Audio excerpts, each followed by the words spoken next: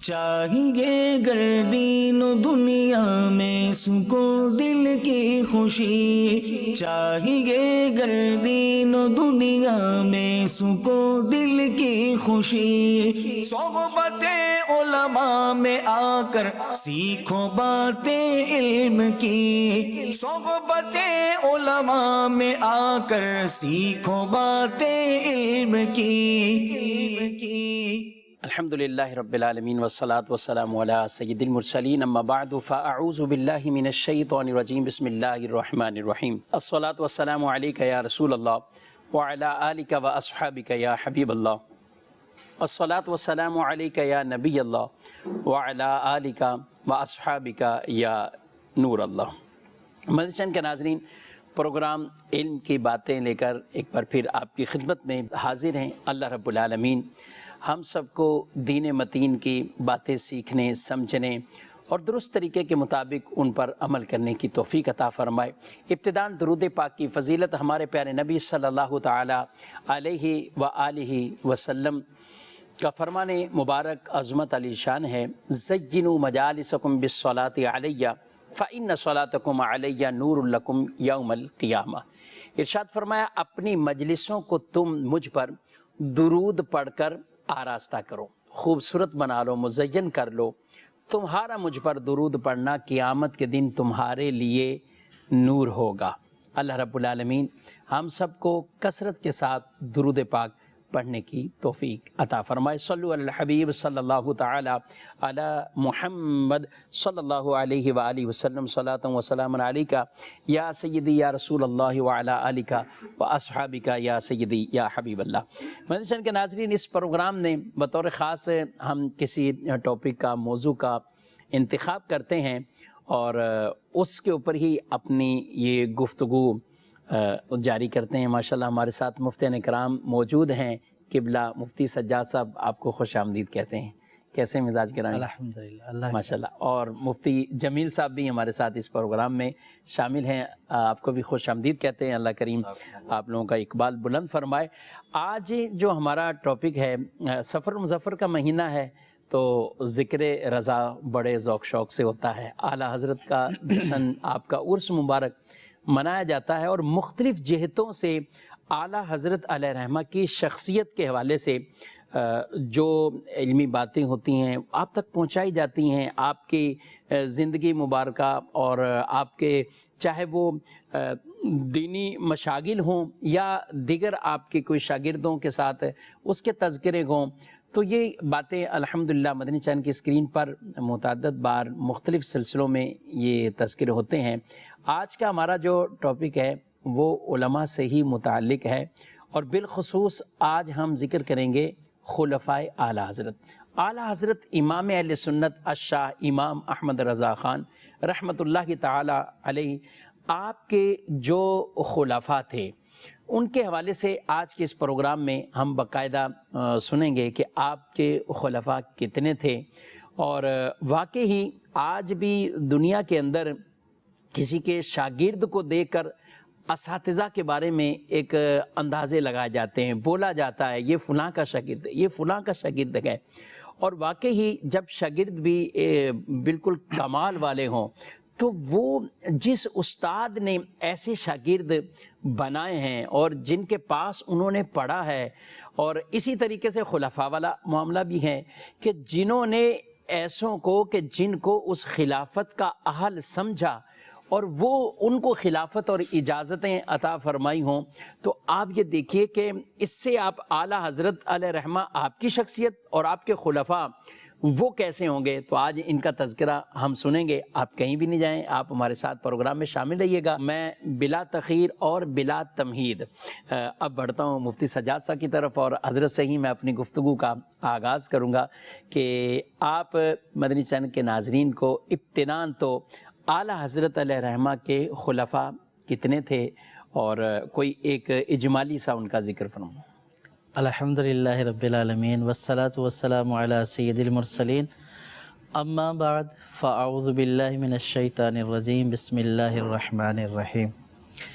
سیدی اعلیٰ حضرت رحمۃ اللہ تعالی علیہ کے خلفاء کی تعداد بر صغیر، پاک و ہند، عرب، افریقہ اور دیگر ممالک میں جو آپ کے خلفاء کی تعداد ہے وہ تقریباً 200 تک شمار کی گئی ہے۔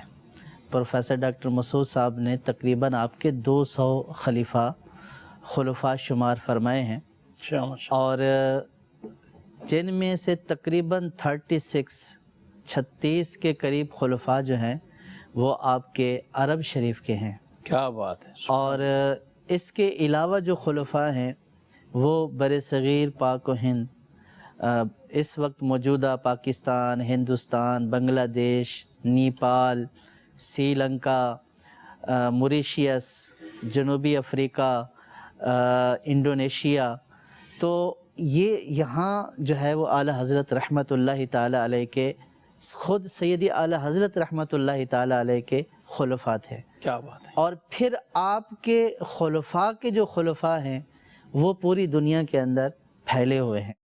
میں نے مطالعہ کرتے ہوئے جائزہ لیا ہے کہ آپ اگر میپ لینا بر صغیر، پاک و ہند کا، تو اور خلفاء کو دیکھیں مختلف جگہوں پر، کیا بات! تو جس طرح آسمان کے اوپر ایک ستارے بھرے ہوئے ہوتے ہیں، تو بر صغیر، پاک و ہند کا کوئی ایسا خطہ مجھے نظر نہیں آیا کہ جہاں پہ سیدی اعلیٰ حضرت رحمت اللہ تعالیٰ علیہ کے خلفاء موجود نہ ہوں۔ کیا بات ہے! چاہے وہ سندھ ہو، بلوچستان ہو، کشمیر ہو، ہندوستان کی مختلف ریاستیں ہوں، تو آپ اس میپ کو رکھیں اور پھر خلفاء اعلیٰ حضرت کے شہروں کو دیکھیں اور پھر اندازہ کریں کہ کوئی پہاڑی علاقہ، کوئی صحرائی علاقہ، کوئی ایسی جگہ ہے نہیں بر صغیر، پاک و ہند میں بالخصوص جہاں پہ سیدی اعلیٰ حضرت رحمت اللہ تعالیٰ علیہ کے خلفاء نہ ہوں۔ یعنی یہ وہاں ایک تو وہاں امام اہل سنت کے پاس پہنچنا ان کا، جی، اور وہاں سے باقاعدہ کئی خلفاء تو ایسے جو جنہوں نے باقاعدہ وہاں پہ شرف تلمذ بھی اختیار کیا۔ آپ کے بعض شاگرد بھی تھے، جی، اور بعض نے آپ کے شاگرد تو نہیں تھے لیکن آپ سے ان کو خلافت ملی۔ اور سید اعلیٰ حضرت رحمت اللہ تعالیٰ علیہ کے خلفاء کی ایک خصوصیت یہ ہے کہ ان میں اکثر جو ہیں وہ علماء ہیں، تقریباً سب علماء ہیں، اور پھر علماء بھی وہ کہ جو چمکتے ہوئے چاند ہیں۔ سبحان اللہ! وہ کہتے ہیں کہ بعض کے تو اتنے خلفاء ہوتے ہی نہیں ہیں، اگر ہوتے ہیں تو ان میں سے بعض چمکدار ہوتے ہیں، یعنی بعض روشن ہوتے ہیں، لیکن سیدی اعلیٰ حضرت رحمت اللہ تعالیٰ علیہ وہ شخصیت ہیں جن کے سارے خلفاء چمکتے ہوئے چاند اور ایک باکمال شخصیات ہیں۔ اگر ان کی شخصیات کا جائزہ لیا جائے، ان کی خدمات کا جائزہ لیا جائے، تو پھر پوری دنیا میں ہمیں سیدی اعلیٰ حضرت رحمت اللہ تعالیٰ علیہ کا فیضان جاری ہوتے ہوئے نظر آتا ہے۔ کیا بات ہے! ماشاءاللہ! یہ آپ نے ایک خلاصتاً جو ہے وہ ان کی تعداد اور کہاں کہاں سے تعلق وہ تھا یہ بیان فرمایا۔ جمیل صاحب، آپ کی طرف میں آؤں گا، تو کس خلیفہ سے آج آپ آغاز لیں گے اپنی اس گفتگو کا؟ مختلف جہتوں سے امام اہل سنت اعلیٰ حضرت رحمۃ اللہ علیہ کے خلفاء اپنی شان آن بان کے ساتھ ظاہر ہیں، اور دینی خدمات ان کی امت مسلمہ کے سامنے ہے۔ امام اہل سنت اعلیٰ حضرت رحمۃ اللہ تعالیٰ علیہ کی جو اپنی ذات میں جو آپ کے کام تھے، کارنامے ہیں، آپ کے تمام تر کاموں کو 4 حصوں میں ہم تقسیم کر سکتے ہیں۔ تو پہلی صورت یہ کہ فقہ حنفی کے مطابق امام اہل سنت رحمۃ اللہ علیہ فتاویٰ دیتے رہے۔ دوسری، امام اہل سنت اعلیٰ حضرت رحمۃ اللہ علیہ کے کاموں میں ہم یہ چیز دیکھتے ہیں کہ آپ نے علوم دینیہ کی تدریس پر بہت زور دیا، ٹھیک ہے، اور مدرسہ منظر الاسلام کو آپ نے بنوایا، تعمیر کروایا۔ اور اسی طرح امام اہل سنت اعلیٰ حضرت رحمۃ اللہ علیہ کے آپ کے کاموں میں ایک نمایاں کام یہ ہے کہ جس سے آپ کی شخصیت اور زیادہ واضح ہو جاتی ہے، کہ گستاخان رسول کی سرکوبی۔ تو اسی طرح امام اہل سنت اعلیٰ حضرت رحمۃ اللہ علیہ نے تبلیغ اسلام کا فریضہ بھی سر انجام دیا ماشاءاللہ. تو آپ کے خلافہ میں جب ہم یہ دیکھتے ہیں تو امام اہل سنت اعلیٰ حضرت رحمۃ اللہ علیہ کے خلافہ میں بھی یہ رنگ نظر آتا ہے. اب کسی میں کوئی رنگ زیادہ غالب ہے، صحیح. مثلا بعض آپ کے خلافہ ایسے ہیں کہ جو اپنے دور کے بہت بڑے فقیہ اور مفتی ہیں. اسی طرح امام اہل سنت اعلیٰ حضرت رحمۃ اللہ علیہ کے بعض خلافہ وہ ہیں کہ جو علوم دینیہ میں بہترین ماہر مدرس ہیں.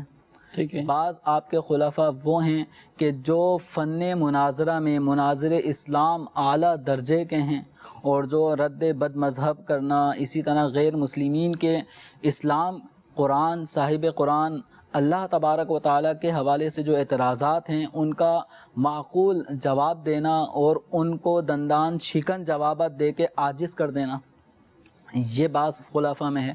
اور بعض خلافہ میں اعلیٰ حضرت رحمۃ اللہ علیہ کے یہ وصف جلوہ گر ہے کہ وہ تبلیغ اسلام کا انہوں نے جو علم اٹھایا ہے تو مبلغ اسلام بن گئے. تو یوں امام اہل سنت اعلیٰ حضرت رحمۃ اللہ علیہ کی شخصیت سے فیض لینے والوں نے کسی نے کسی جہت میں زیادہ فیض لیا. تو پہلی بات جو میں نے عرض کی کہ اعلیٰ حضرت رحمۃ اللہ علیہ کے کاموں میں ایک بہترین کام جو نمایاں ہے وہ ہے فقہ حنفی کے مطابق فتاوی دینا اور احکام شرع امت تک پہنچانا.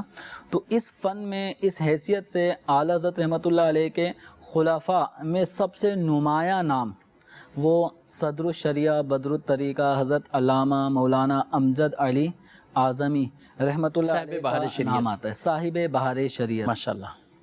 تو صاحب بہار شریعت یہ 1878 ہجری میں ضلع اعظم گڑھ میں آپ کی پیدائش ہوئی. آپ نے اپنے والد اپنے دادا جان سے ابتدائی تعلیم حاصل کی. پھر مزید کچھ تعلیم حاصل کرنے کے لیے آپ کے بڑے بھائی جان تھے مولانا محمد صدیق رحمۃ اللہ علیہ، انہوں نے بھی آپ پر مزید علوم و فنون کی ابتدائی کتابیں آپ کو پڑھائیں. پھر یہ سلسلہ چلتا رہا. پھر آپ نے شاہ محمد فضل خیر آبادی رحمۃ اللہ علیہ سے اکتساب فیض کے لیے ان کا جو مدرسہ تھا، مدرسہ حنفیہ جون پور، وہاں پر پھر آپ نے ان کے فیوز و برکات کو حاصل کرنے کے وہاں داخلہ لیا. اسی طرح آپ کا یہ سلسلہ چلتا رہا یہاں تک کہ پھر آپ نے علوم و فنون کی تکمیل کے بعد پھر آپ نے شیخ المحدثین حضرت سیدنا شاہ وسیع احمد صورتی رحمۃ اللہ تعالی علیہ کی خدمت میں حاضر ہوئے. مدرسۃ الحدیث پیلی بھیت میں درس حدیث میں آپ نے داخلہ لیا، اور پھر آپ 1902 میں آپ نے سند حدیث سید وسیع احمد صورتی رحمۃ اللہ علیہ سے حاصل کی. اس کے بعد پھر آپ نے مطب کیا اور طب کی طرف آپ مائل ہوئے. پھر اسی دوران سید وسیع احمد صورتی رحمۃ اللہ علیہ کے کہنے پر امام اہل سنت اعلیٰ حضرت رحمۃ اللہ علیہ کا چونکہ سید المحدثین وسیع احمد صورتی رحمۃ اللہ علیہ سے ایک دوستانہ ماحول تھا، تو جب آپ نے مدرسہ منظر الاسلام قائم کیا تھا تو اعلیٰ حضرت رحمۃ اللہ علیہ کو ایک مدرس کی حاجت بھی تھی. تو وسیع احمد صورتی رحمۃ اللہ علیہ نے فرمایا کہ آپ کو ایک مدرس میں دے دیتا ہوں. تو چنانچہ پھر سید وسیع احمد صورتی رحمۃ اللہ علیہ نے مولانا امجد علی اعظمی رحمۃ اللہ علیہ کو بریلی شریف اعلیٰ حضرت رحمۃ اللہ علیہ کے خدمت میں ان کو لے کر آئے. امام اہل سنت اعلیٰ حضرت رحمۃ اللہ علیہ سے آپ اس قدر متاثر ہوئے کہ امام اہل سنت اعلیٰ حضرت رحمۃ اللہ علیہ کے سلسلہ قادریہ میں آپ داخل ہو گئے، مرید بھی ہو گئے. پڑھا یعنی دیگر اساتذہ دیگر جگہوں سے، لیکن امام اہل سنت اعلیٰ حضرت رحمۃ اللہ علیہ سے کوئی کتاب باقاعدہ سبقاً آپ نے نہیں پڑھی، لیکن اعلیٰ حضرت رحمۃ اللہ علیہ سے جو سیکھا اس کا وہ کس طرح سیکھا کہ اعلیٰ حضرت رحمۃ اللہ علیہ کے بارگاہ میں سوالات آتے، استفتاء فتویٰ پوچھا جاتا، تو صدر الشریعہ اعلیٰ حضرت رحمۃ اللہ علیہ کو سوالات پڑھ کے سناتے اور اعلیٰ حضرت رحمۃ اللہ علیہ جوابات ارشاد فرماتے. اور یہ سوال جواب اور اس طرح اعلیٰ حضرت رحمۃ اللہ علیہ سے فن افتاء کے حوالے سے جو باریکیاں آپ نے سیکھی ہیں، امام اہل سنت اعلیٰ حضرت رحمۃ اللہ علیہ کی آپ پہ اتنی شفقتیں مہربانیاں تھیں، اس کا اثر کیا ہے؟ خود امام اہل سنت اعلیٰ حضرت رحمۃ اللہ علیہ کے میں الفاظ اپنے خلیفہ اعظم صدر الشریعہ رحمۃ اللہ علیہ کے بارے میں جو اعلیٰ حضرت فرماتے ہیں. ایک موقع پہ آپ نے فرمایا اعلیٰ حضرت نے کہ آپ کے یہاں موجودین میں تفقہ جس کا نام ہے وہ مولوی امجد علی صاحب میں زیادہ پائیے گا۔ کیا بات ہے، کیا بات ہے۔ اس کی وجہ یہ ہے کہ وہ استفتاء سنایا کرتے ہیں اور جو میں جواب دیتا ہوں لکھتے ہیں۔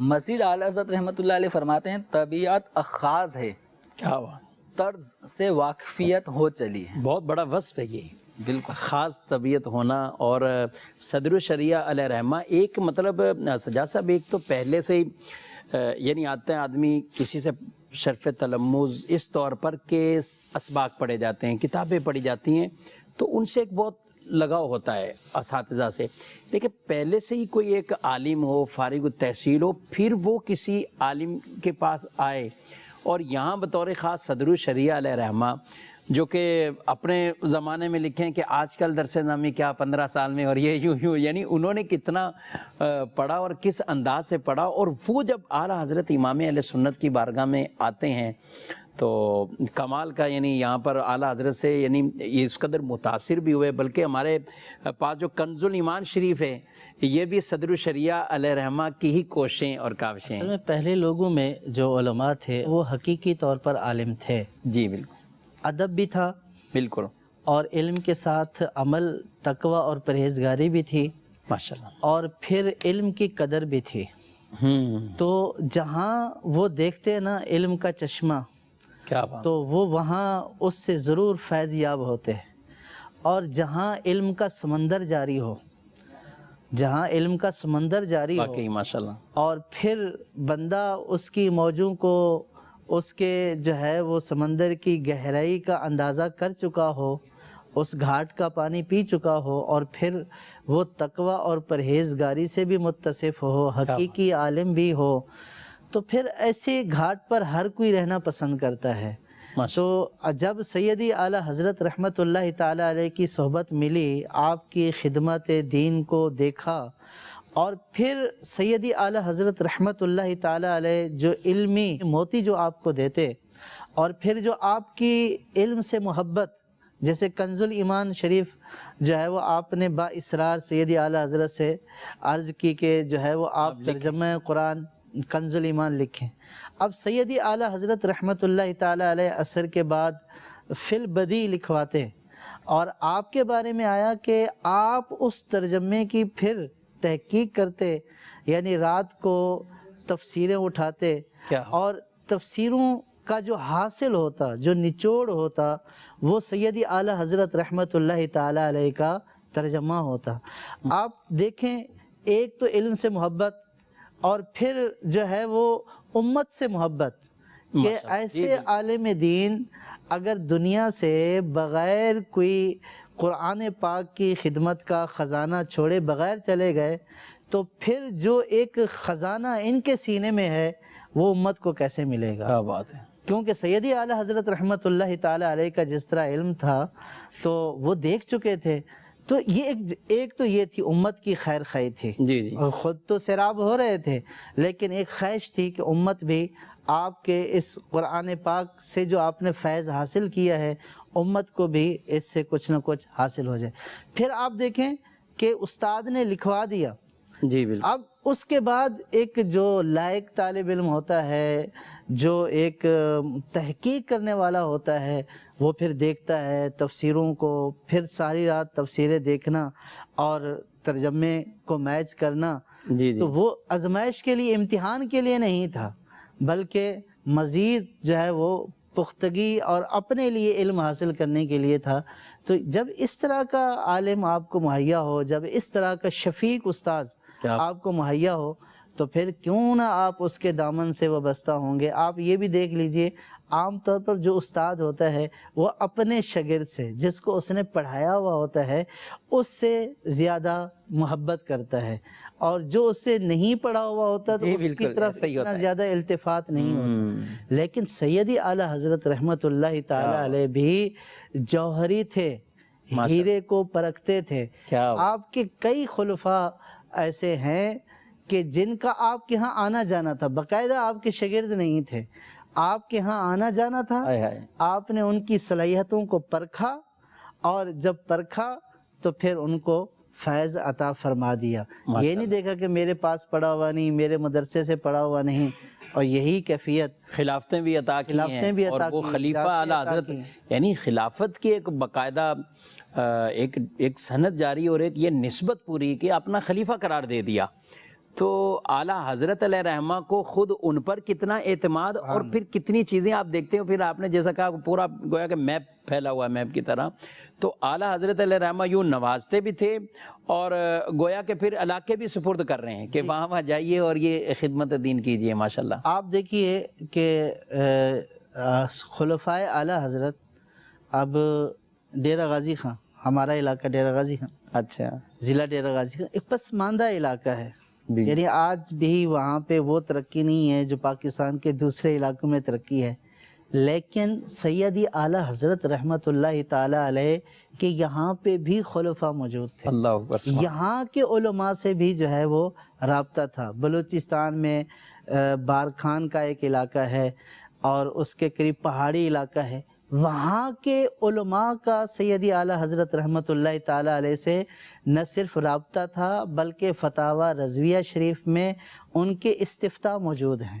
تو آپ اندازہ کیجیے، حالانکہ اس وقت یہ آمد و رفت اور یہ معاملات کتنے مشکل ترین معاملات تھے، اور یہاں کے علماء کا بھی وہ شوق دیکھیں نا، یعنی فتاوی رضویہ اگر ہم دیکھیں 22,000 سے زائد صفحات ہیں، اچھا 6,000 سے زائد سوالات ہیں، ان کے اندر جو سائلین کی تعداد آتی ہے وہ 4,000 کچھ کوئی اس طرح، لیکن اس میں بھی 1,000 تقریباً یہ اہل علم طبقہ، اور وہ اہل علم سے بھی وہ طبقہ بطور خاص علماء میں سے کہ جو اپنے اپنے علاقوں کے لیے خود ایک طرح کے مرجع تھے، لوگ ان کی طرف رجوع کرتے تھے، وہ اعلیٰ حضرت علیہ رحمہ کے مستفتی بنتے تھے۔ اعلیٰ حضرت رحمت اللہ تعالی علیہ کے خلفاء کا یہ عالم ہے کہ ان نے جو خدمات انجام دی ہیں، پھر جو پھیلایا ہے، تو پھر جو ان کے شاگرد بنے ہیں اور ان سے جو علمی سلسلہ چلا ہے، اللہ اکبر، آپ کے خلفاء میں آپ کے صاحبزادگان بھی شامل ہیں،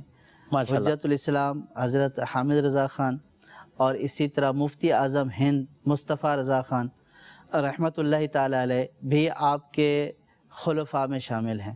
سیدی اعلیٰ حضرت رحمت اللہ تعالی علیہ کے دونوں شہزادوں کو دیکھیں تو دونوں نے دین کی خدمت میں، چاہے وہ مدارس کا قیام ہو، درس و تدریس ہو، چاہے وہ تبلیغ دین ہو، دونوں شہزادوں کا اس میں بہت اہم کردار رہا ہے۔ حامد رضا خان رحمت اللہ تعالی علیہ نے منظر الاسلام جو بریلی شریف میں مدرسہ تھا، اس کی بنیاد اگرچہ سیدی اعلیٰ حضرت رحمت اللہ تعالی علیہ نے رکھی، لیکن وہ سپرد حجت الاسلام حامد رضا خان رحمت اللہ تعالی علیہ کے تھا۔ حامد رضا خان رحمت اللہ تعالی علیہ اس کے اولین مدرس تھے، اور حامد رضا خان رحمت اللہ تعالی علیہ سے ہی مصطفیٰ رضا خان رحمت اللہ تعالی علیہ، مفتی اعظم ہند مصطفیٰ رضا خان رحمت اللہ تعالی علیہ، سیدی اعلیٰ حضرت کے چھوٹے شہزادے، انہوں نے حامد رضا خان سے بھی علم حاصل کیا کیونکہ وہ مدرس تھے، اور سیدی اعلیٰ حضرت رحمت اللہ تعالی علیہ سے بھی علم حاصل کیا۔ اور پھر دونوں شہزادوں نے جو دین کو پھیلانے کا اور دین کے قیام کے لیے، مضبوطی کے لیے مختلف جگہوں پر مدارس کا قیام، اور پھر جو ہے وہ ملکی، قومی اور دیگر جو ہے وہ معاملات کے لیے جو خدمات انجام دیں، تو وہ جب بندہ پڑھتا ہے تو یہ لگتا ہے کہ واقعی ایسی ہستیاں گزر چکی ہیں کہ جو آنکھیں دیکھنے سے محروم رہ گئی ہیں۔ سیدی اعلیٰ حضرت رحمت اللہ تعالی علیہ تو تھے ہی وہ ہستی، لیکن آپ کے خلفاء، آپ کے شاگرد، آپ کے شہزادگان بھی وہ ہستیاں تھیں کہ آنکھیں چاہتی ہیں کہ ان کے دیدار سے مشرف ہوں۔ کیسی ہستیاں تھیں؟ مفتی اعظم ہند رحمت اللہ تعالی علیہ نے 70 سال تک فتاوی لکھے، 70 سال تک فتاوی لکھے، اور درس بھی درس حدیث شریف بھی دیا، اور آپ کے 10 سال کے فتاوی وہ فتاوی مصطفیہ کی صورت میں، کتابی صورت میں موجود ہیں۔ تو آپ نے 70 سال تک نہ صرف فتاوی لکھے بلکہ دیگر جو قومی ملی معاملات تھے جیسے تحریک پاکستان تھی، اس میں حصہ لیا، مختلف کانفرنسوں میں حصہ لیا، اور اسی طرح اس وقت غیر مسلموں کی طرف سے بعض اوقات ایسی طریقے چلی کہ مسلمانوں کو کافر بنانے کی مہم شروع ہوئی۔ اس کے لیے آپ رحمۃ اللہ تعالیٰ علیہ نے، مفتی اعظم ہند رحمۃ اللہ تعالیٰ علیہ نے پورے ہندوستان کا سفر کیا اور گاؤں گاؤں جا کر لوگوں کو دین اسلام کی تلقین کی، دین اسلام پر مستقیم رہنے کی آپ نے ہدایت کی۔ اس طور پر دین متین کی خدمت، شریعت کے احکامات، اور پھر باقاعدہ ایک شخصیت ہو جانا، اور پھر شہرت تو پہلے سے ہی تھی اعلیٰ حضرت علیہ رحمہ کے دور سے ہی، گویا کہ آپ کے گھرانے کو، آپ کے والد صاحب بہت بڑے عالم اور امام المتکلمین ہیں، یہ شہرت یہ سب کچھ ہے۔ اس کے بعد شہزادے، لیکن پھر بھی آپ کے شہزادوں کے یہ سفر ملتے ہیں کہ آپ وہاں گئے، پھر ادھر گئے، اور اس انداز سے آپ نے یہ اسفار کیے ہیں۔ کیا کہتے ہیں جمیل صاحب، آپ اعلیٰ حضرت علیہ رحمہ کے شہزادے، دوسرے شہزادوں کے حوالے سے؟ امام اہل سنت اعلیٰ حضرت رحمۃ اللہ علیہ کے جو بڑے شہزادے ہیں حامد رضا خان رحمۃ اللہ تعالیٰ علیہ، ان کو حجت الاسلام بھی کہا جاتا ہے۔ ٹھیک ہے۔ تو امام اہل سنت اعلیٰ حضرت رحمۃ اللہ علیہ کہ یہ صاحبزادے امام اہل سنت کا ان پہ اتنا اعتماد تھا، اور یہ آپ کے خلیفہ بھی ہیں، ان پر اتنا اعتماد تھا کہ ایک موقع پر اعلیٰ حضرت رحمۃ اللہ علیہ کو کسی جلسے میں بیان کے لیے، تقریر کے لیے بلایا گیا، تو امام اہل سنت اعلیٰ حضرت رحمۃ اللہ علیہ نے اس مقام پہ آپ کسی عذر کی بنا پہ جا نہ سکے، تو آپ نے اپنے بیٹے حامد رضا خان رحمۃ اللہ علیہ کو اپنی جگہ قائم مقام کر کے بھیجا، اور تحریر فرمایا کہ حامد رضا کو بھیج رہا ہوں، اور یہ میرے قائم مقام ہے، ان کو حامد رضا نہیں احمد رضا ہی سمجھنا۔ اللہ سبحان۔ اور ایک موقع اعلیٰ حضرت رحمۃ اللہ علیہ اپنی ان سے انسیت اور محبت کا اظہار کرتے ہوئے فرماتے ہیں، حامد منی و انا من حامد، کیا بات ہے، حامد مجھ سے ہے اور میں حامد سے ہوں۔ امام اہل سنت اعلیٰ حضرت رحمۃ اللہ علیہ نے اپنے صاحبزادگان کو اپنا مرید نہیں بنایا تھا۔ سبحان۔ اچھا۔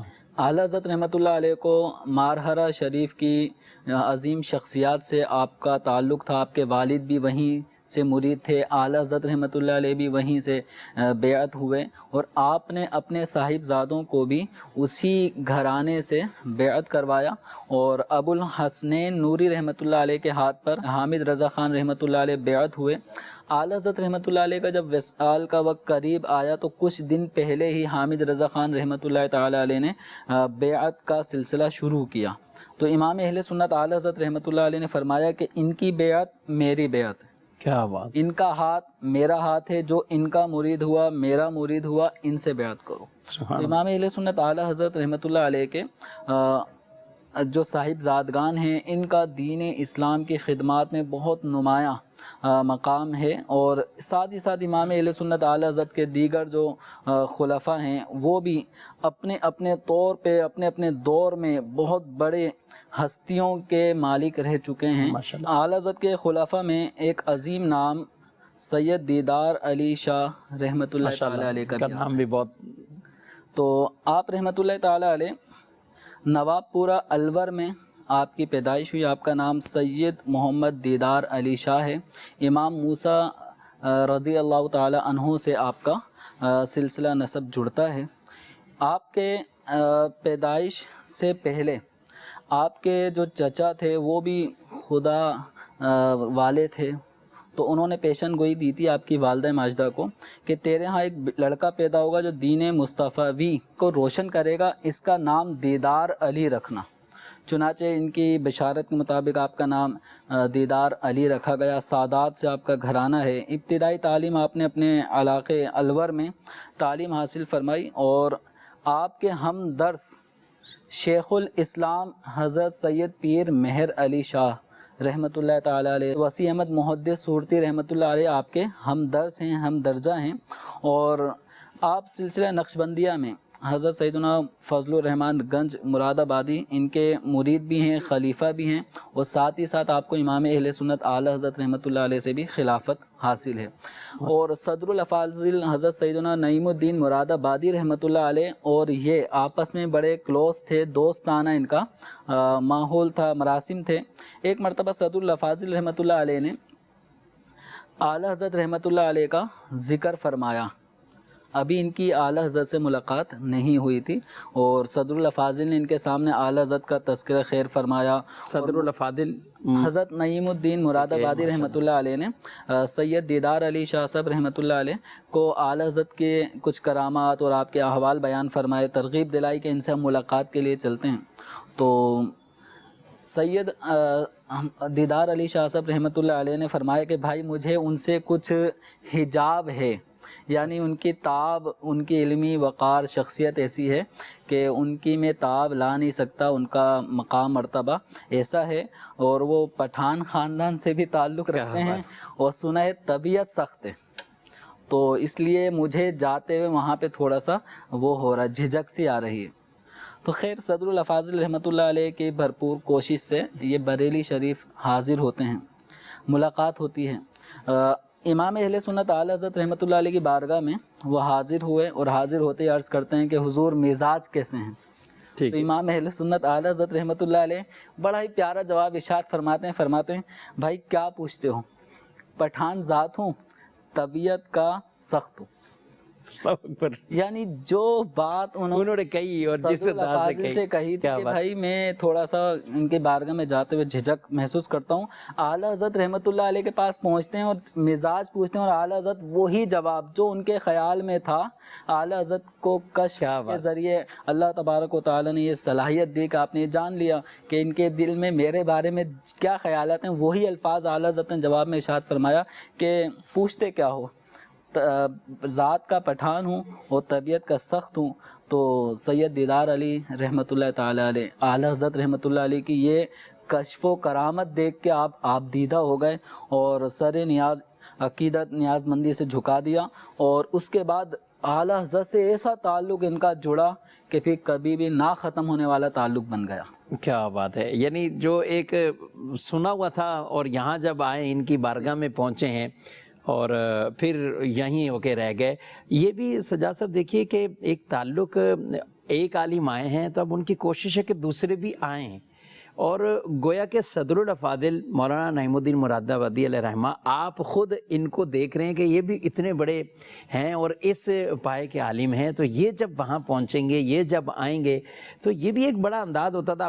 آپ نے بیان کیا اعلیٰ حضرت علیہ رحمہ کے شہزادوں کے والے سے، بلکہ میں چاہوں گا کہ ایک شہزادے کا جو ہے وہ مصطفیٰ رضا خان صاحب، ان کا کچھ ذکر خیر آپ فرمائیں کہ اعلیٰ حضرت خود بھی عالم اور یہ منصب مراتب یہ مقام آپ کو، لیکن اس کے بعد آپ نے اپنے بچوں کو بھی باقاعدہ عالم بنایا اور ان کی ابتدائی تعلیمات اور بلکہ یہ جو مروجہ کتب وغیرہ اعلیٰ حضرت سے ہی انہوں نے ان کا یہ پڑھنا، تو اس میں کتنا ایک بڑا درس ہے۔ آدمی خود تو ایک دینی کام میں اگر مشغول رہتا ہے، پھر اب آگے اپنی نسلوں کے حوالے سے بھی چاہے علماء ہوں یا عام دینی مبلغین ہوں، آپ کیا اس کے اوپر کچھ فرمائیں گے؟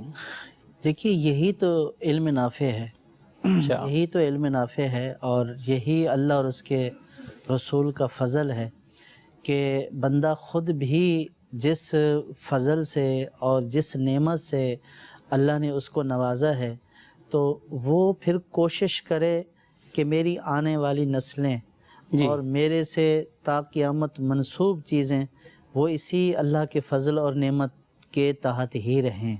تو اللہ تبارک و تعالیٰ نے سیدی اعلیٰ حضرت کو بھی اپنے فضل سے نوازا، ماشاءاللہ، اور آپ کی اولاد کو بھی نوازا، اور آپ کے صدقے سرکار صلی اللہ تعالیٰ علیہ وسلم کی کثیر امت کو نوازا، ماشاءاللہ۔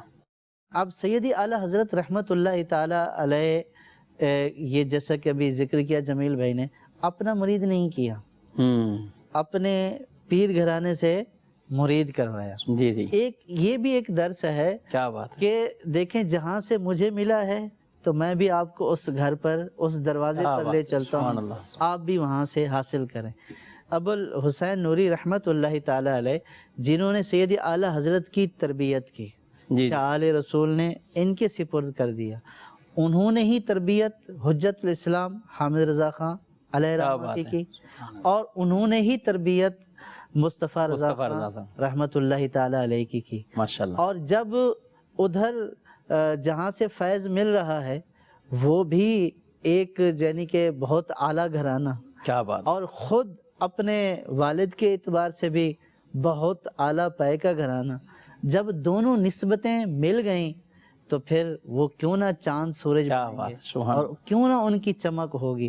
آپ اندازہ کیجئے کہ سید اعلیٰ حضرت نے اپنے اولاد کو حجت الاسلام حامد رضا خان اور مفتی اعظم ہند مصطفیٰ رضا خان رحمۃ اللہ تعالی علیہ، اور اپنی اولاد کو یہ آپ نے ایک نصیحت فرمائی تھی کہ کسی کے آگے جو ہے وہ ہاتھ تو ہاتھ، کسی کے سامنے سوال بھی نہ کرنا کبھی اپنی حاجت کے لیے۔ ہاتھ پھیلانا تو بہت دور کی بات ہے، کسی کے سامنے سوال بھی نہیں کرنا اپنی حاجت کے لیے۔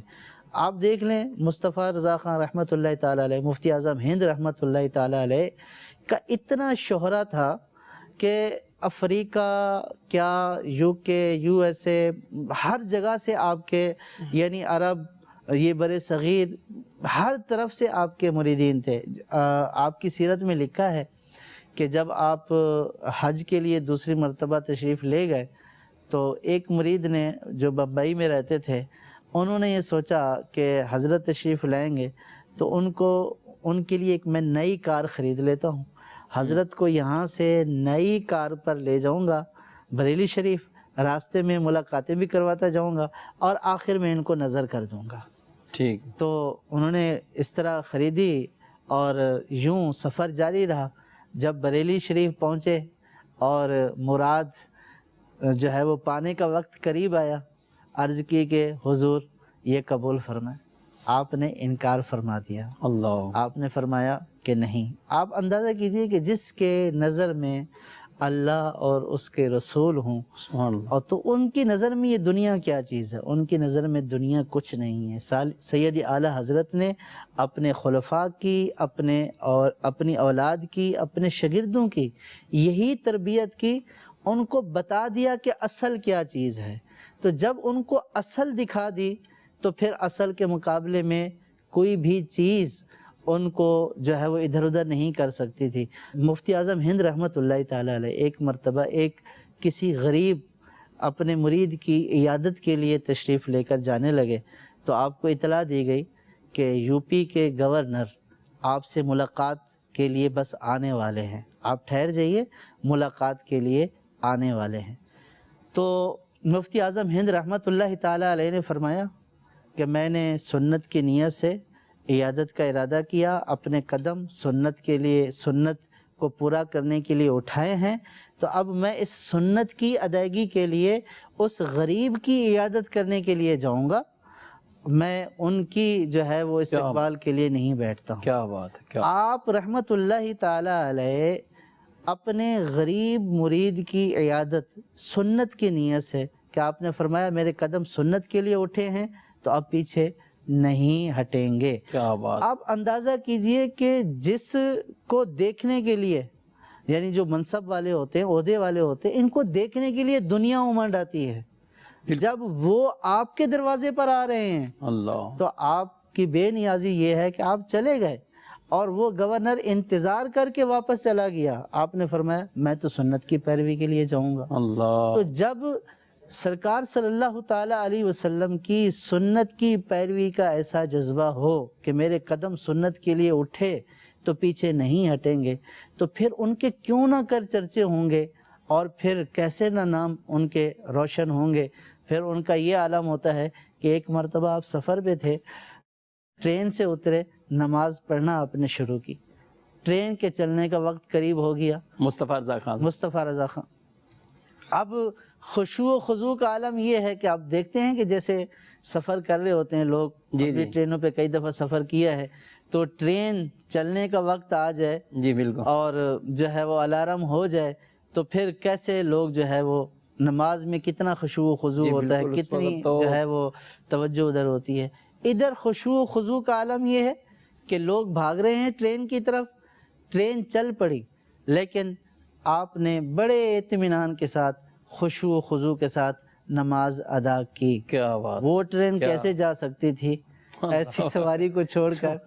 تھوڑی دیر کے لیے آگے چلی تو رک گئی، نامعلوم وجوہات کی بنا پر رک گئی کہ پتہ نہیں کیوں رکی، اور پھر جب آپ نے خشوع و خضوع کے ساتھ نماز مکمل ادا کر لی تو وہ عملہ آیا، انہوں نے معذرت کی اور آپ کو بٹھایا تو ٹرین چل پڑی۔ کیا بات، تربیت یہ اپنے والد گرامی سے۔ اور آپ یہ جو واقعات سنا رہے تھے، میں تو وہ واقعہ یاد کا، اعلیٰ حضرت علیہ رحمہ کو چھوٹے سے وہ بچے نے دعوت دی ہمارے گھر پہ آنا ہے، تو وہ فرمایا کیا کھلاؤ گے؟ بولے دال کھلاؤں گا، تو دال کھلاؤں گا اور گھر پہ جانے کا وقت دے دیا، کل چلتے ہیں۔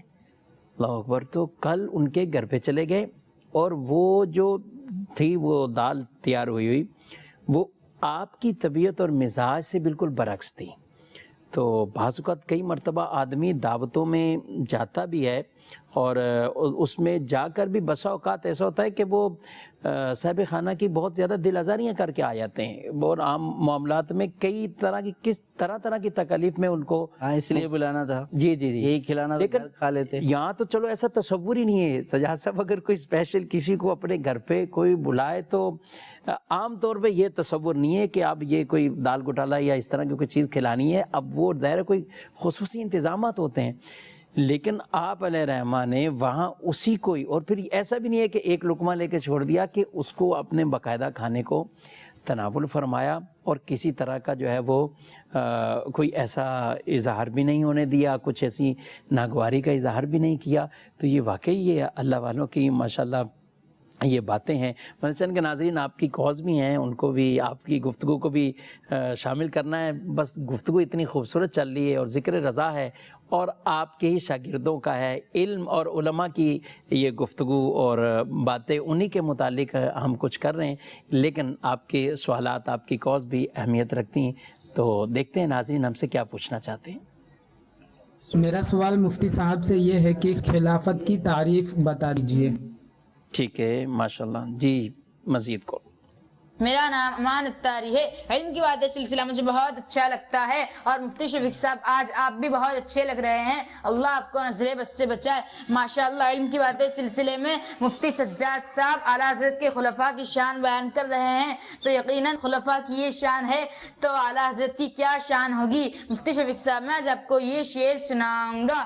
یہی کہتی ہے بلبل باغ جینا کہ رضا کی طرح کوئی سحر بیان نہیں، ہند میں واصف شاہ ہدا مجھے شوقی طبع رضا کی قسم۔ جزاک اللہ خیرہ۔ ماشاءاللہ، بہت شکریہ آپ کا۔ اور جو اشعار ہم نہیں پڑھ پا رہے تھے تو آپ نے شعر بھی سنا دیا، اور آپ بھی اس میں شامل ہو گئے پروگرام میں، اللہ آپ کو بھی جزائے خیر عطا فرمائے۔ تو بات چل رہی تھی جمیل صاحب، خلافت کی دو چیزیں آپ نے ذکر کی ہیں۔ ایک آپ نے کہا کہ اعلیٰ حضرت علیہ رحمہ نے اپنے بیٹوں کو اپنا مرید نہیں کیا، بلکہ آپ نے بھی اپنے پیر صاحب اور پیر گھرانے میں ہی آپ نے ان کو اس طرف متوجہ کیا۔ پھر آپ نے یہ بھی فرمایا کہ خلیفہ بھی ہیں آپ کے، شہزادے آپ کے، تو خلافت جس کو دینی ہے اس کے لیے مرید ہونا، یہ انہی کا مرید ہونا ضروری ہے یا نہیں، یہ بھی بتا دیں۔ خلافت کا بھی ایک عام فہم معنی بتا دیں۔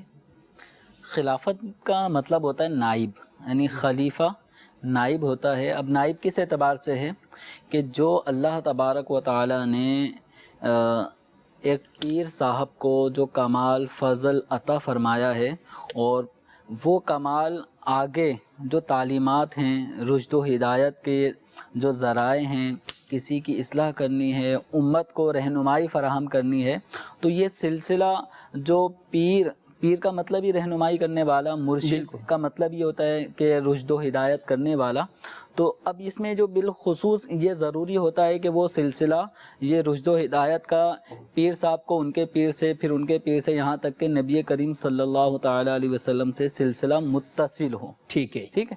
تو پیر کی یہ خلافتوں والا اجازت اور یہ خلیفہ. تو اس کے اندر پیر کی جو شرائط ہیں، جامع شرائط پیر صاحب، اس کے جو 4 شرائط ہیں ان کا حامل ہونا وہ ضروری ہے. اب جو اس کی ذمہ داری ہے دینی مذہبی دین اسلام کی صحیح تعلیم لوگوں کو عام اپنے متعلقین کو پہنچانا، تو اب یہ اپنا ایک نائب اپنے مریدین میں، مرید ہونا ضروری نہیں ہے، اپنے متعلقین میں وہ دیکھتا ہے کہ اس میں امت مسلمہ کی رشد و ہدایت کا عنصر پایا جاتا ہے، لہذا یہ میرے بعد بھی امت مسلمہ کی رہنمائی کرتے رہیں گے. اور اپنے سلسلے کی یہ اجازت ان کو خلاف. تو اپنے سلسلے کی جو سلسلہ، جیسے اعلیٰ حضرت رحمۃ اللہ علیہ کو کئی سلاسل سے آپ کو اجازتیں حاصل تھیں، خلافتیں حاصل تھیں، لیکن اعلیٰ حضرت رحمۃ اللہ علیہ سلسلہ قادریہ میں ہی مرید کیا کرتے تھے. تو اعلیٰ حضرت رحمۃ اللہ علیہ نے اپنے سلسلے کی خلافتیں اپنے بیٹوں کو بھی عطا فرمائی، اگرچہ آپ کے صاحب زادگان وہ اعلیٰ حضرت رحمۃ اللہ علیہ کے ہاتھ پر بیعت یعنی مرید نہیں ہوئے تھے، لیکن اعلیٰ حضرت رحمۃ اللہ علیہ نے خلافت عطا فرمائی. تو یہ اس بات کی واضح دلیل ہے کہ خلیفہ مقرر کرنے کے لیے، کسی کو خلافت دینے کے لیے اس کا مرید ہونا ضروری نہیں ہے، البتہ اس کا اہل ہونا ضروری ہے. اور کسی اہل ہی کوئی خلافت یعنی اپنا نائب، یعنی گویا کہ جیسا اعلیٰ حضرت رحمۃ اللہ علیہ فرماتے ہیں انا من حامد و حامد منی، تو یعنی جو آپ ہیں اپنا جیسا آپ دوسرے کو منانا چاہتے ہیں، تو جو آپ جیسا ہے آپ کے معیار پہ اترتا ہے تو خلیفہ پھر اسی کو ہی یعنی اپنا نائب آدمی اسی کو ہی بناتا ہے. تو امام اہل سنت اعلیٰ حضرت رحمۃ اللہ علیہ کی جو خلافتیں ہیں وہ اس طرح نہیں ہیں جس طرح آج کل کے دور میں ہم دیکھتے ہیں کہ فلاں صاحب خلیفہ ہیں، لیکن خلیفہ صاحب کی ظاہری اور ویسے معلومات حاصل ہوتی ہے تو پتہ چلتا ہے شریعت مطہرہ کے وہ اتنے پاسدار نہیں ہیں، لیکن وہ خلیفہ ہیں. اور پھر معاملات آگے یوں سمجھ لیں کہ وہ شریعت مطہرہ کی کتنی پاسداری ہوتی ہے، ان کے متعلقین کتنے شریعت میں عمل کر رہے ہوتے ہیں، وہ بالکل واضح ہے. امام اہل سنت اعلیٰ حضرت رحمۃ اللہ علیہ کے جو خلفاء ہیں وہ اپنے دور کے جید عالم دین اور مبلغ اسلام ہوئے اور دین اسلام کی تا حیات خدمات کرتے رہے. ماشاءاللہ. تو جیسے امام اہل سنت اعلیٰ حضرت رحمۃ اللہ علیہ کے ایک خلیفہ عبدالعلیم صدیقی میرٹھی رحمۃ اللہ علیہ، ان کو مبلغ اسلام کا لقب دیا جاتا ہے، اور آپ کی شروع سے ہی طبیعت یہ تھی کہ میں دین اسلام کی تبلیغ کروں اور لوگوں کو اسلام بالخصوص غیر مسلم. تو آپ نے اپنا جو سفر جو ہے نا وہ غیر مسلم ممالک کی طرف کیا، جہاں آپ کے ہاتھوں پر کہا جاتا ہے کہ ہزاروں لوگ، 50,000 کی تعداد بتائی جاتی ہے جو آپ کے ہاتھ پر غیر مسلموں نے اسلام قبول کیا. بلکہ غیر مسلم یعنی وہ افراد کہ جو باقاعدہ اپنے اپنے علاقوں میں، محلوں میں، اپنے شہروں میں اونچی اونچی پوسٹوں پر جو غیر مسلمین تھے وہ آپ سے متاثر ہوئے، اور آپ کی جو تقریر، آپ کی دل آویز جو گفتگو ہوا کرتی تھی وہ اتنی شاندار ہوتی تھی کہ آپ کی بات سن کر آپ کی بات کا قائل ہوئے بغیر کوئی دوسرا رہتا نہیں تھا. تو آپ نے کئی ممالک کے سفر کیے اور مختلف زبانیں، انگلش ہو گئی، عربی ہو گئی، فارسی ہو گئی، اس طرح مختلف زبانیں آپ فی البدی اس طرح بولا کرتے تھے کہ اہل زبان بھی حیران ہوتے تھے کہ ایک تو تقریر کرنی ہے اور غیر اہل ہے زبان بھی نہیں ہے ہماری، لیکن آپ ان کی زبان میں باقاعدہ گفتگو فرمایا کرتے، اور آپ نے کئی مساجد کا قیام فرمایا، مختلف ممالک میں مدارس کا قیام فرمایا. اور اس طرح امام اہل سنت اعلیٰ حضرت رحمۃ اللہ علیہ کے اس خلیفہ مبلغ اسلام عبدالعلیم صدیقی میرٹھی رحمۃ اللہ علیہ نے یوں اعلیٰ حضرت کا پیغام دنیا کے جہاں تک ان کا صورت تھی، جتنے ممالک میں جا سکتے تھے، پیغام رضا پہنچاتے رہے. حضور قطب مدینہ رحمۃ اللہ تعالی علیہ، دادا پیر کا بھی کوئی اس حوالے سے کیا کہتے ہیں آپ؟ دادا پیر حضرت سید ضیاء الدین مدنی رحمۃ اللہ تعالی علیہ، سیال کوٹ میں آپ کی پیدائش ہوئی، اور آپ کا جو گھرانہ تھا وہ علمی گھرانہ تھا. آپ کا سلسلہ نسب جو جڑتا ہے عبد الحکیم سیال کوٹی رحمۃ اللہ علیہ سے، جو مجدد الف ثانی رحمۃ اللہ علیہ کے دور کے عالم ہیں، اور مجدد الف ثانی کو مجدد الف ثانی کا لقب سب سے پہلے انہوں نے ہی دیا تھا۔ کیا بات! تو اس گھرانے سے، اس علمی گھرانے سے آپ کا تعلق ہے۔ امام اہل سنت اعلیٰ حضرت رحمۃ اللہ علیہ سے ضیاء الدین مدنی رحمۃ اللہ علیہ کو جو فیوز و برکات حاصل ہوئے، اعلیٰ حضرت رحمۃ اللہ علیہ سے جو کچھ سیکھا، اور اس کے بعد پھر آپ رحمۃ اللہ علیہ بھی سفر پہ نکل آئے، اور مختلف ممالک سے ہوتے ہوئے بغداد شریف ہوتے ہوئے پھر آپ نے رخت سفر مدینہ شریف کی طرف باندھا، اور ایسا باندھا کہ پھر مدینہ کے ہی ہو کر رہ گئے۔ اور آپ رحمۃ اللہ علیہ کی شخصیت میں آتا ہے کہ اعلیٰ حضرت رحمۃ اللہ علیہ کی نعتیں، آپ کے کلام، ان کے روزانہ ضیاء الدین مدنی رحمۃ اللہ علیہ کے آستانے پر مدینہ شریف میں آپ کے گھر پر روزانہ محفل نعت کا اہتمام ہوتا، اور نعت شریف پڑھی جاتی، اور یوں سمجھ لیں کہ دنیا بھر سے جو بھی جید علماء جو حج پہ جاتے ہیں، آج تک ضیاء الدین مدنی رحمۃ اللہ علیہ کے وصال کو اگرچہ کئی سال ہو گئے، لیکن آج تک علماء جو بھی عمرہ یا حج کے لیے جاتے ہیں تو ضیاء الدین مدنی رحمۃ اللہ علیہ کے آستانے پر بھی حاضری دیتے ہیں۔ یاد ہے ان کی، وہاں ان کی یاد ہے، اور خصوصی برکات ہیں۔ اور آپ رحمۃ اللہ علیہ مدینہ منورہ سے سوائے حج کے آپ باہر تشریف لے کے نہیں گئے، اور ایک 3 مواقع آپ کی لائف میں ایسے آتے ہیں کہ جس میں آپ جب مدینہ آ گئے، یہیں سکونت اختیار کر لی، تو یہاں سے پھر آپ صرف 3 مقامات پہ آپ نے سفر کیا۔ ایک تو حج کا تھا، حج کے علاوہ اعلیٰ حضرت رحمۃ اللہ علیہ کی جب آخری ایام تھے اور آپ علیل تھے، تو اپنے پیر و مرشد اعلیٰ حضرت رحمۃ اللہ علیہ کی جب علالت کا سنا تو آپ نے رخت سفر باندھا، اور اعلیٰ حضرت رحمۃ اللہ علیہ کی عیادت کے لیے حاضر ہوئے۔ اسی طرح ایک دفعہ آپ کے صاحبزادے شدید بیمار ہوئے، تو ان کے علاج کے لیے پھر حیدرآباد دکن ہاسپٹل میں آپ کا آنا ہوا، اور اسی طرح ایک مقام پر آپ رحمۃ اللہ علیہ ترکیوں کی جو دور حکومت تھی، تو اس وقت ترکی میں ضیاء الدین مدنی رحمۃ اللہ علیہ بھی ترکی آپ کا سفر ہوا، اور اس طرح آپ رحمۃ اللہ علیہ نے مدینہ چھوڑنا کسی طور پہ گوارا نہیں کیا، اور پیغام رضا اہل مدینہ کو دیتے رہے۔ پیغام رضا کیا ہے؟ عشق و محبت رسول کا پیغام ہے۔ ماشاءاللہ، کئی خلفاء ہیں مدنی کے ناظرین، ان کا ذکر تو ہم بالکل، بلکہ نام ہی نہیں پورے لیے، 200 سے کچھ بتائے ہیں، اور بطور خاص جن کے بالکل تذکرے اور کتابوں میں وضاحتیں ملتی ہیں۔ صدر الافاضل رحمۃ اللہ علیہ مولانا نعیم الدین مراد آبادی علیہ رحمہ، بلکہ ملک العلماء ظفر الدین بہاری رحمۃ اللہ تعالیٰ علیہ، جن کو پوری ایک مشین کہا جاتا تھا، اور آپ بالخصوص لکھنے کے کتنے ماہر تھے۔ اعلیٰ حضرت علیہ رحمہ نے، یعنی کتابیں وغیرہ ہوتی ہیں آپ کے پاس، تو جن کو کاپی کرتے ہیں، آج تو ناظرین ہم فوراً فوٹو کاپی کروا لیں یا کچھ ایسے بنا لیں تو بہت آسان کام ہے، لیکن اس وقت ایسا نہیں، باقاعدہ تحریر کرنا، باقاعدہ ان کو لکھنا۔ تو ظفر الدین بہاری رحمۃ اللہ تعالیٰ علیہ، آپ ایک مرتبہ جب آپ کے گھر سے ایک پیغام آیا کہ آپ کی بیٹی بہت بیمار ہے، بیٹی بہت بیمار ہے، اور آپ شب و روز اعلیٰ حضرت کی خدمت میں رہتے تھے، اور پیغام آیا کہ آپ آ جائیں، فوراً نا واپسی آ جائیں، گھر آ جائیں۔ تو آپ اجازت طلب کرنے کے لیے اعلیٰ حضرت علیہ رحمہ کے پاس جاتے ہیں، تو اعلیٰ حضرت علیہ رحمہ نے فوراً ہی آگے سے ایک کتاب دے دی، کہا ظفر الدین یہ کتاب ہے، اس کو کاپی کرو، یعنی اس کو لکھنا ہے۔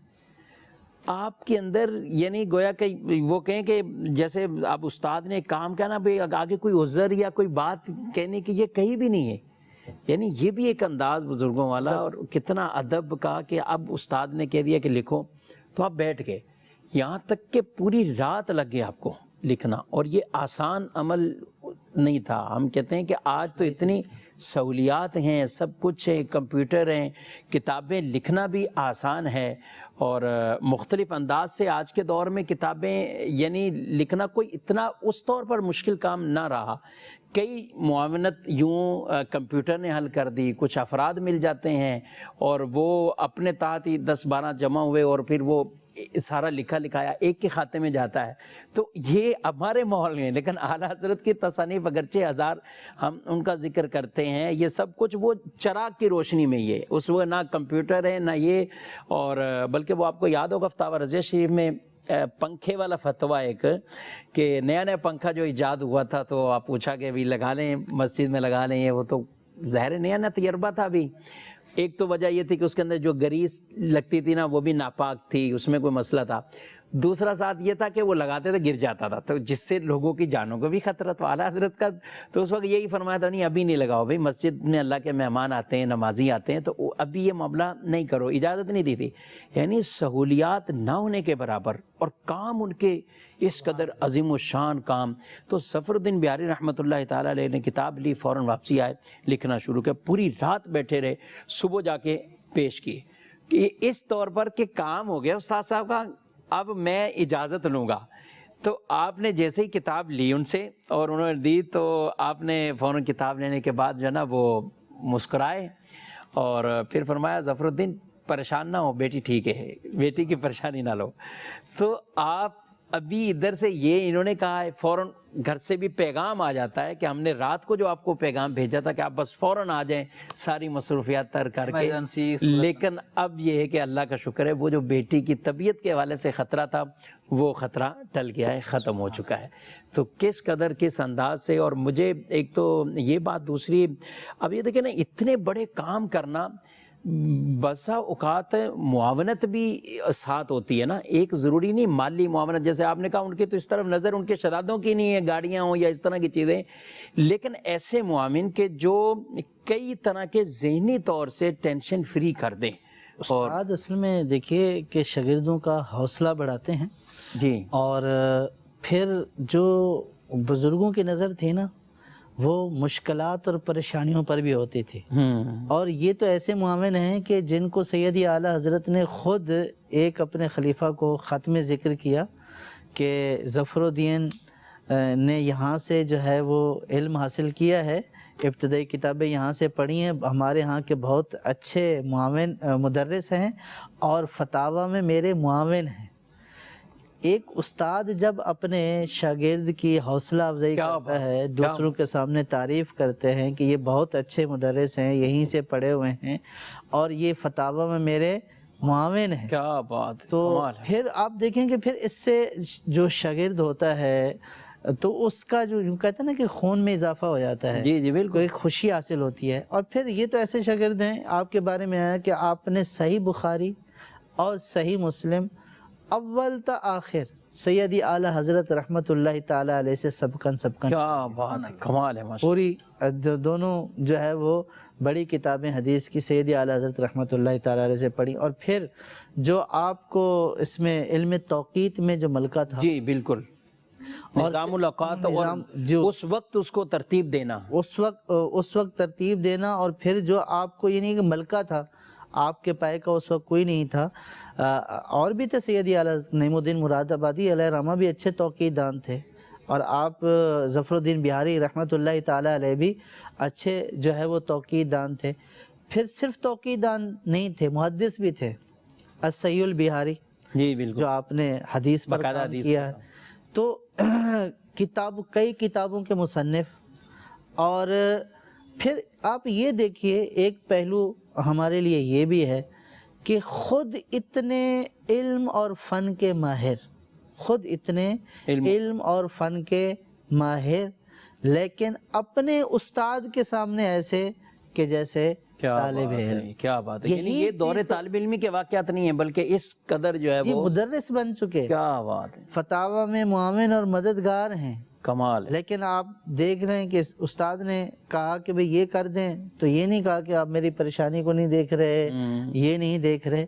تو یہ جو چیز تھی، اپنے آپ کو جھکا دینا، مٹا دینا استادوں کے سامنے، اپنے آپ کو ہمیشہ ایک جو ہے وہ ادنا سا ہی سمجھنا، یہی چیز تو اعلیٰ کر رہی ہوتی ہے. کیا بات ہے. اور پھر یہی جو اپنے آپ کو استاد کے سامنے ادنا سمجھتے ہیں، پھر جب یہ آتے ہیں معاشرے کے سامنے تو چمکتے ہوئے چاند اور چمکتے ہوئے سورج بن جاتے ہیں. یعنی اساتذہ کے لیے بھی اور شاگردوں کے لیے بھی اعلیٰ حضرت علیہ رحمہ اور آپ کے خلفاء جی انہی کو ہم اگر دیکھتے جائیں تو میں کہتا ہوں کہ پورے یعنی ایسے ایسے موتی ملیں گے کہ ان کی تعلیمات میں سے کہ ایک استاد کو عہد استاد ایک مدرس ٹیچر ہو کر کیا رول انداز اختیار کرنا ہے اور شاگرد جو ہے وہ کس انداز سے ہو اور ان کو کیا اندازہ مولانا عبدالعلیم میرٹھی صدیقی رحمۃ اللہ تعالیٰ علیہ جب عمرہ کر کے آپ واپس تشریف لائے تو انہوں نے سیدی اعلیٰ حضرت رحمۃ اللہ تعالیٰ علیہ کی منقبت پیش کی،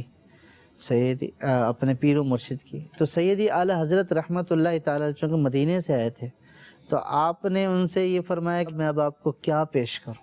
اللہ آپ گھر سے اپنا غالباً جبہ مبارک جو ہے وہ لے کر آئے اور وہ عبدالعلیم میرٹھی رحمۃ اللہ تعالیٰ علیہ کو عطا فرمایا.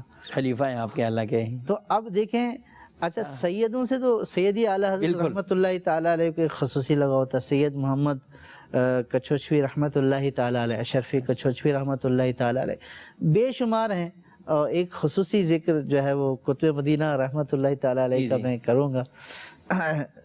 سید قطب مدینہ رحمۃ اللہ تعالیٰ علیہ بھی حقیقی طور پر سیدی اعلیٰ حضرت کے شاگرد نہیں تھے. وسیع احمد صورتی رحمۃ اللہ تعالیٰ علیہ کے شاگرد تھے. ٹھیک ہے. انہی کے پاس جو ہے وہ تشریف لائے اور علم حاصل کیا. تو پھر سیدی اعلیٰ حضرت کے ہاں بھی آنا جانا تھا.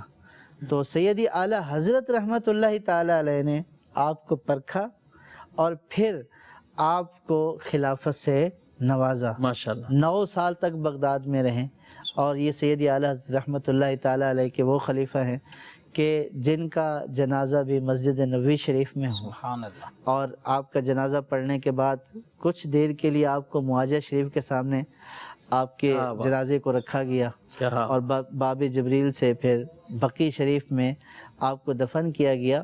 آپ کے جو خاص خادم تھے اس وقت ان نے بتایا کہ آپ نے پہلے ہی بتا دیا تھا کہ میں ان قریب جو ہے وہ سیدہ کائنات حضرت فاطمہ رضی اللہ تعالی عنہا کے قدموں میں جانے والا ہوں. اللہ. تو آپ حضرت سیدہ فاطمہ رضی اللہ تعالی عنہا کے قدمین کی طرف دفن ہیں، بالکل تھوڑے سے فاصلے کے اوپر. کیا بات ہے. اب دیکھ لیں کہ اللہ تبارک و تعالیٰ نے کیسا مقام اور کیسا مرتبہ عطا فرمایا.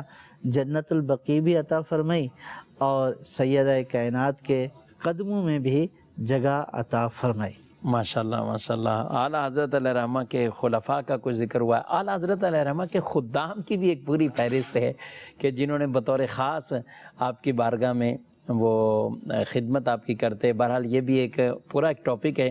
میں نے چند کے ناظرین آج کچھ کوشش کی ہے کہ اعلیٰ حضرت علیہ رحمہ کا فیضان کی بات تو ہوتی ہے الحمدللہ، لیکن یہ بھی آپ کا ہی ایک فیضان کہ کتنے آپ کے بطور خاص خلفاء اور وہ کس کس طرح کے گویا کہ ہر ایک اپنے اندر پوری جو ہے وہ کامل شخصیت وہ رکھتے تھے اور جس طرف جاتے تھے تو وہاں بھی فیض رضا ہی جاری ہو جاتا تھا. بہرحال یہ آخری یہ شعر کہہ کے اس سلسلے کو اختتام پہ جو ہے وہ ہم پہنچائیں گے کہ ملک سخن کی شاہی تم کو رضا مسلم، جس سمت آ گئے سکے بٹھا دیے ہیں. اللہ کریم رب العالمین ہم سب کو اعلیٰ حضرت علیہ رحمہ کی تعلیمات پر، آپ کی فکر پر اور جو کچھ آپ کے خلفاء نے، آپ کے تلامذہ نے یہ ہم تک پہنچایا ہے، رب کعبہ ہم سب کو اس پر استقامت بھی نصیب فرمائے، عمل کی بھی توفیق عطا فرمائے. ہمارے پروگرام کا وقت اپنے اختتام کو پہنچ چکا ہے. آپ سے اجازت چاہتے ہیں. مدنی چینل دیکھتے رہیے، مدنی چینل کا ساتھ بھی دیتے رہیں. اللہ ہم سب کو اپنے حفظ و امان میں رکھے. آمین بجاہ النبی الامین صلی اللہ علیہ وآلہ وسلم. چاہیے گر دین و دنیا میں سکون دل کی خوشی، چاہیے گر دین و دنیا میں سکون دل کی خوشی، صحبت علماء میں آ کر سیکھو باتیں علم کی، صحبت علماء میں آ کر سیکھو باتیں علم کی.